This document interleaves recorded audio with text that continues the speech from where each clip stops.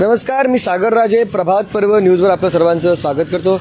आपण सध्या ठाणे जिल्हाधिकारी कार्यालयासमोर आहोत आणि या ठिकाणी शेतकऱ्यांनी जो NH4 रोहिंजन ते उसाटणे हा जोड रस्ता आहे त्यासाठी जी जमीन संपादित केली जाणार आहे त्या बाबतीत इथल्या उपजिल्हाधिकारी जे भूसंपादनचे आहेत त्यांच्याशी भेट घेतली आहेत. रोहित राजपूत असं त्या अधिकाऱ्यांचं नाव होतं. त्यांच्याशी भेट घेतल्यानंतर नक्की काय झालेलं आहे, काय म्हणणं आहे शेतकऱ्यांचं, शिवाय प्रशासनाच्या वतीने जे रोहित पुरोहित होते त्यांनी काय सांगितलं हे आपल्याला जाणून घ्यायचं आहे. तर सुरुवातीला जे बाधित शेतकरी आहेत त्यांच्याकडे आपण जाणार आहोत. म्हणजे नाव काय आपलं? सुनील काशीनाथ पाटील.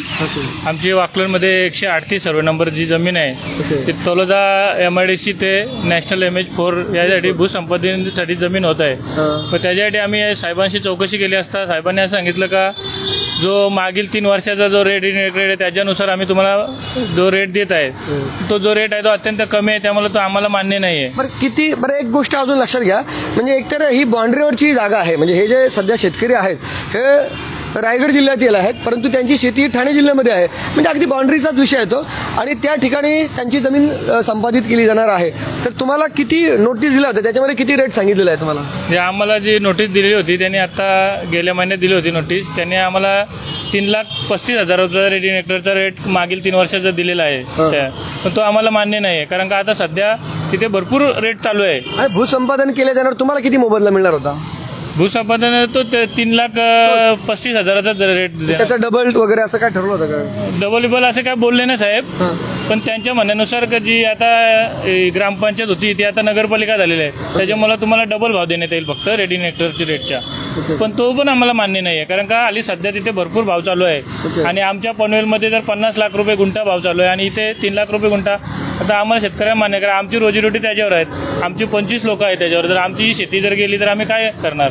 बरं दुसरं म्हणजे आता तिथनं टॉवर पण गेलेले आहेत, जे टॉवर खरं म्हणजे त्यांचा रस्ता वेगळा होता परंतु तो इकडनं वळवला असा देखील विषय आहे ना? काय हो, जी टॉवर लाईन होती ती आमच्या शेतातून जातच नव्हती, ती लोडाच्या जागून जाणं होती. पण लोड आणि लोडाच्या फायद्यासाठी ती लाईन चेंज करून आमच्या म्हणजे जी शेतकऱ्यांनी जागा विकली नाही त्याच्या शेतातून त्यांनी विरोध केला, त्यांच्या शेतातून आणलेली आहे ती.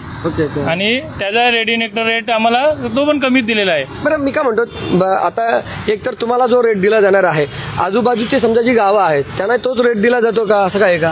नाही, आम्हाला जो रेट देतो आजूबाजूच्या गावांच्या पेक्षा आम्हाला त्याच्यात कमी रेट दिलेला आहे. उदाहरणार्थ कुठे जास्त दिलं? उदाहरणार्थ पनवेलमध्ये समजा टॉवर लाईनसाठी 20 लाख रुपये दिले तर आम्हाला 12 लाख रुपये, आणि त्यांच्या लाईनसाठी त्यांना 5 लाख दिले तर आम्हाला त्याच्या रेडिंगच्या 30% पनवेलला 50% दिला. असं बरं ठाणे जिल्ह्यात असं कुठे झालं का? ठाणा असेल, अंबरनाथ असेल, ही सगळी एरिया जवळजवळ आहे, तिथे कुठे जास्त रेट होता आणि तुम्हाला कमी दिला असं म्हणता येईल का? ठाणे जिल्ह्याचा विषय नाही. ठाणे जिल्ह्यात जो रेट आहे तो पनवेल तालुक्यापेक्षा कमीच आहे आणि ठाणे जिल्ह्यात त्याच्यापेक्षा कमी आहे असा.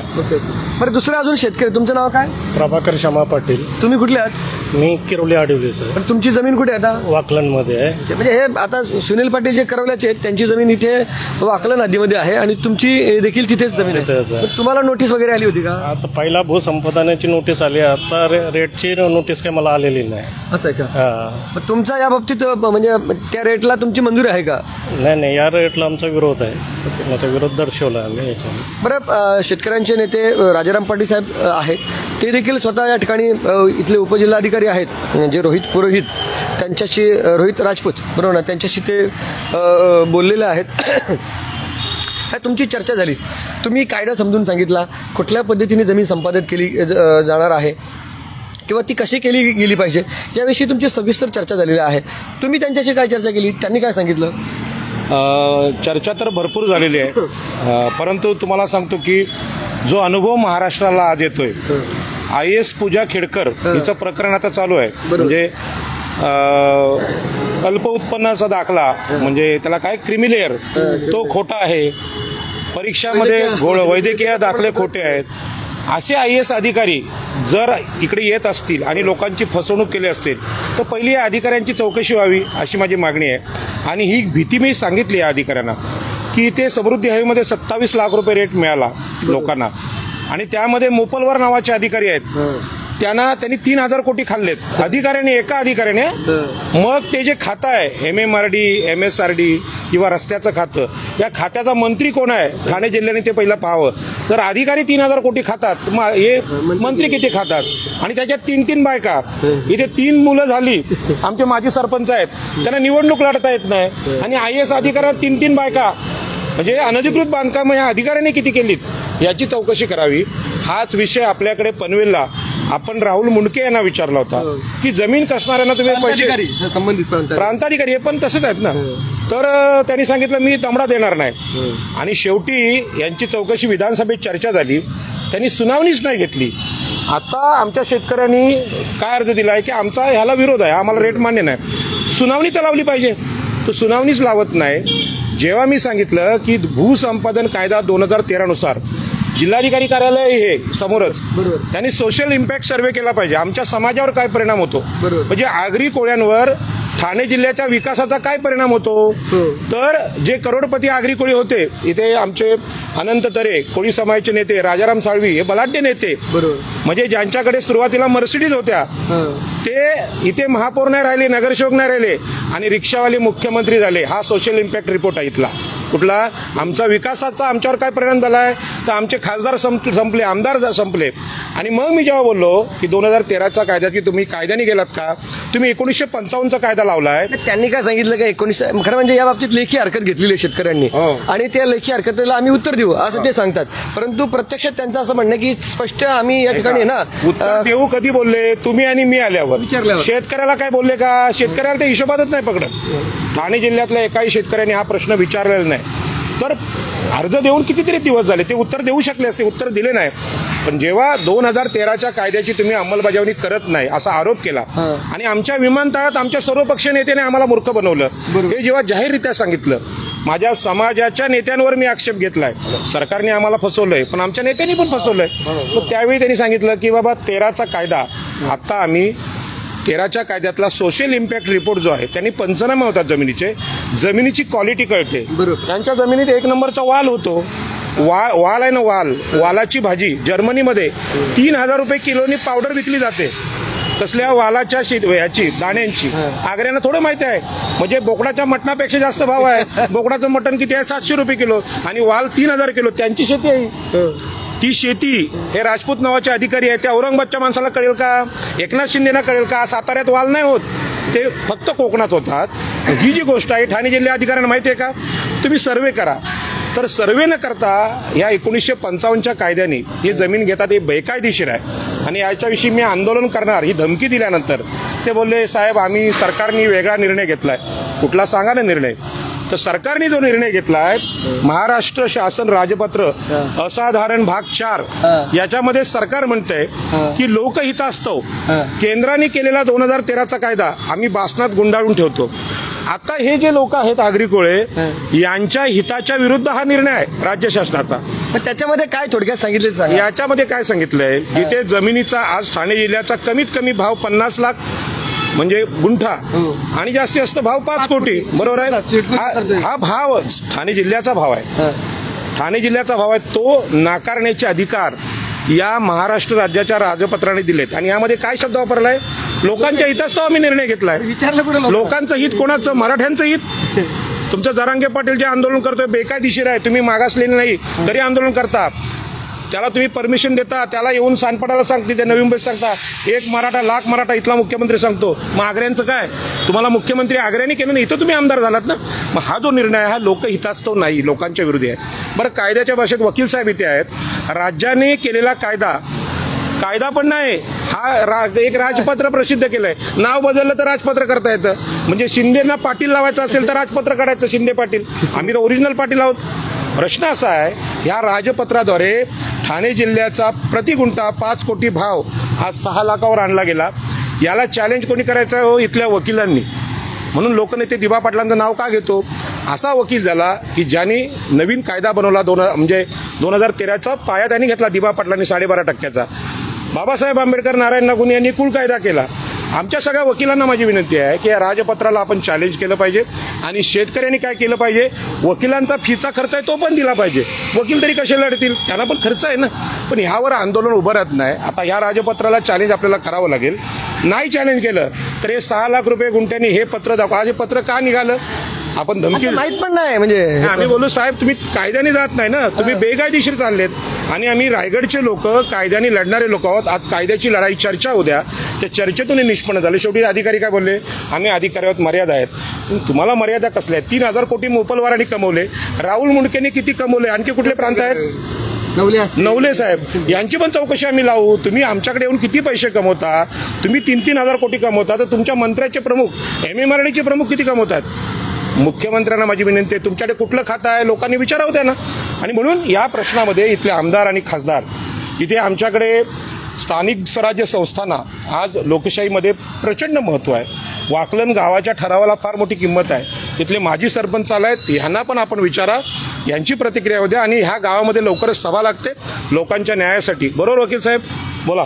बरं, खरं म्हणजे जे उपजिल्हाधिकारी आहेत भूसंपादनचे, त्यांच्याशी जेव्हा बोलत होतो तर त्यांनी काय सांगितलं की जो सोशल इम्पॅक्ट असेसमेंट जो आहे, सर्वे आहे, त्याची आवश्यकता आहे का नाही याविषयी जेव्हा पाटील साहेबांनी विचारलं, त्यांनी सांगितलं की आम्ही केलेलं आहे. ते केलेलं म्हणजे सुरुवातीला ते केलेलं आहे असे बोलले, परंतु म्हणजे नक्की केलेलं आहे म्हणजे काय केलेलं आहे तर त्यांनी सांगितलं की आम्ही एक्झम्पशन घेतलेलं आहे. म्हणजे एक प्रकारे ते वगळण्यात आलेलं आहे ना, त्यासाठी आम्ही जी कायदेशीर तरतूद आहे ती केलेली आहे. म्हणजे ते सर्वेची, थोडक्यात सर्वेची आवश्यकता नाही हे पटवून दिलेलं आहे. असा काय शासनाचा निर्णय असेल तशी परवानगी घेतलेली आहे. म्हणजे ते थोडक्यात तो हा विषय होता असा. म्हणजे इथे विचारल्याशिवाय कळत नाही. हे बघा, प्रश्न विचारला म्हणून कळलं. त्यांनी 2013च्या कायद्याला बगल दिले. तिथे ते सांगतात नाही 2013चाच कायदा आम्ही नाही, खोटं बोलले हे. तुम्ही कायदा राबवलंच नाही, सोशल इम्पॅक्ट केलेलंच नाही जिल्हाधिकारी. याच्यात संपूर्णपणे जो योग्य कायदा अधिकाऱ्यावर ठाण्याच्या गुन्हे दाखल करावे लागतील. रायगड जिल्ह्यामध्ये भूसंपादन झालं त्याच्यामध्ये हाच प्रकार झाला की संमतीपत्र लिहून घेतली. यांच्याकडे पण ते संमतीपत्र मागतात. आमची काय हरकत नाही. जे विमानतळात झाले, आज तरुण काय करतात, जलसमाधी आंदोलन करतात.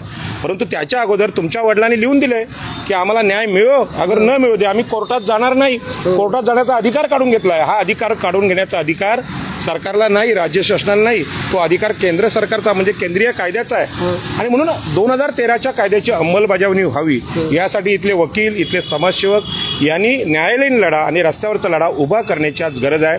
आज आपल्या 5 कोटीच्या जमिनी 3 लाख आणि 6 लाखांनी हे लोक घेतात आणि त्या पैशाचा उपयोग, बहीण माझी लाडकी तिला 1500, भाऊ माझा लाडका. तुम्ही पैसे कमवले का एवढे? शेवटी मुख्यमंत्री तुम्ही ह्या मतांसाठी तर पैसे देताय ना. बहीण लाडकी स्वतःच्या बहिणीचं काय केलंय? ठाणे जिल्ह्यातल्या आमच्या मुलीवर आज बलात्कार झालेला आहे. कोण आहे तिचं नाव काय? अक्षता म्हात्रेच्यावर बलात्कार झालाय. आणि बहीण माझी लाडकी कसं बोलता तुम्ही? एकीकडे बलात्कार करायचे, बलात्कार पण ब्राह्मणांनी केले. जे पूजनीय आणि सांगितलं जमिनीवरचे देव ब्राह्मण म्हणजे त्यांनी बलात्कार केले आणि देवालयात झाला. देव कुठे गेले आणि ब्राह्मण कुठे गेले? देवा ब्राह्मणांच्या साक्षीने लग्न लावा सांगताना बलात्कार त्यांनी करायचे. आणि म्हणून इथे न्याय कुठे आहे? आणि म्हणून मुख्यमंत्र्यांना माझी विनंती आहे, आमच्या लोकांचे पैसे अधिकाराचे न्यायाचे 13च्या कायद्याने द्या. 5 कोटी गुंठा रुपये भाव द्या आणि आमचे पैसे काढून हे असं हे नाटकं करू नका. तुम्ही काय राजे नाही राहिले. आता ही लोकशाही आहे. प्रत्येक माणूस हा मालक आहे या देशाचा, हा नागरिक आहे. आता तुम्ही तुमच्या खिशातले पैसे नाही वाटत. तुम्ही हे विरोधी पक्ष पण बोलत नाहीत. मला हे आपल्या उद्धव ठाकरेंचं, शरद पवारांचं आश्चर्य वाटतं. त्याला तुम्ही प्रश्न का नाही विचारत? एका बहिणीवर तुम्ही अन्याय करताय स्वतःच्या आणि इकडे बहीण माझी लाडकी. हे काय चाललंय? आमच्या आगरी समाजाच्या मुलीवर पहिल्यांदा बलात्कार झालाय. मातृसत्ताक महिला आहेत. अशी घटना कधी घडली नव्हती. हा ठाणे, रायगड, पालघर जिल्ह्याला कलंक आहे आणि कलंक पुसण्याचं काम आपल्या नेतृत्वाने केलं पाहिजे, तरुणांनी केलं पाहिजे अशी माझी विनंती आहे. बरं, या ठिकाणी ॲडव्होकेट प्रवीण पाटील आहेत, तर त्यांचं देखील म्हणजे ते देखील या सगळ्या प्रकरणामध्ये लक्ष घालत आहेत. परंतु त्यांचं अजून एक वेगळं प्रकरण आहे. त्यांचं म्हणणं की गावच्या ज्या जमिनी होत्या, वाकलन गुरुचरणी म्हणून होत्या, त्या आता या ठिकाणी शासन लोढाला देते असा त्यांचा आरोप आहे. काय नक्की काय नक्की झालं हे सांगा. तुमच्या अगोदर या सगळ्या बाबतीत सेम प्रश्न संदर्भात मी अगोदर बोलतोय की जे सुनील पाटील आहेत तशी प्रकरण आहेत का तुमच्याकडे अगोदर जमीन संपादनाची? निश्चितच सुनील पाटील यांची जी जमीन मिळकत आहे ती आमच्या मौजे वाकळणमध्ये आहे. आणि वाकळण हा असा गाव आहे की 1-1.5 किलोमीटर कल्याण तालुका, 1-1.5 किलोमीटर अंबरनाथ तालुका आणि लगतच पनवेल तालुका. म्हणजे वाकळण गावाची ज्या शेतकऱ्यांच्या जमिनी आहेत त्या कल्याण, अंबरनाथ आणि पनवेल या 3 ठिकाणी बघायला मिळतात. आणि खुद्द वाकलन गाव हे ठाणे तालुक्यात आहे. त्यामुळे 4 तालुक्यांच्या सेंटरला असलेलं हे गाव. त्यामुळे इथे या ठिकाणी मोठ्या प्रमाणावर विकासाच्या नावाखाली अनेक संपादन होत असतात. संपादन होत आहेत तर शेतकऱ्यांचा जो मोबदला आहे तो योग्य स्वरूपात मिळाला पाहिजे. शेतकऱ्यांचा मोबदला कुठल्या स्वरूपात मिळाला पाहिजे? किमान जे शासनानं 2013चा कायदा आणलेला आहे संपादनाचा, ॲक्विजिशनचा, त्या ॲक्विजिशनच्या कायद्याला आता हे जे पत्र आपण पाहिलं, या पत्रामध्ये त्या कायद्याला बगल देण्याचा प्रयत्न झालेला आहे. हा जो पत्र काढलाय हा फक्त आमच्या वाकळांसाठी मर्यादित राहणार नाहीये, हा तमाम महाराष्ट्रासाठी लागू होणार आहे. त्यामुळे माझी ह्या आपल्या चॅनेलच्या माध्यमातून विनंती आहे की महाराष्ट्रातील तमाम जनतेनं ह्या पत्राची दखल घ्यावी आणि ह्या पत्राच्या विरुद्ध योग्य ती कारवाई आपण चालू केली पाहिजे. आमच्यासोबत आपणही उभे राहिले पाहिजेत आणि याच पद्धतीने ॲक्विजिशनच्या नावाखाली ज्या जमिनी लाटल्या जातील किंवा त्याच ठिकाणी जे मोठ्या प्रमाणात आपण बघितले भ्रष्टाचार होत आहेत, अनेक बातम्यांमध्ये आपल्याला दिसून येत असतं या संपादनामध्ये एवढ्या कोटीचा भ्रष्टाचार झाला, तर हे कुठेतरी थांबलं पाहिजे आणि शेतकऱ्यांना योग्य न्याय मिळाला पाहिजे.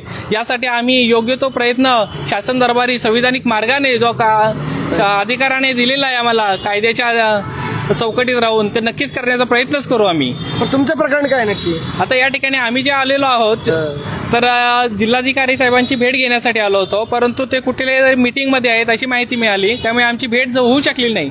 विषय असा आहे की आमची मौजे वाकळांमध्ये गुरचरणी, आकारी पडीत जमिनी म्हणजे शासकीय जमिनी ज्या आहेत ह्या आमच्या गावकऱ्यांनी वडिलोपार्जित त्याची जोपासना केलेली आहे. एवढीच नाही तर आम्ही वडिलोपार्जित त्या ज्या जमिनी आहेत त्या जमिनीतून जाण्या येण्यासाठी रस्ते आहेत.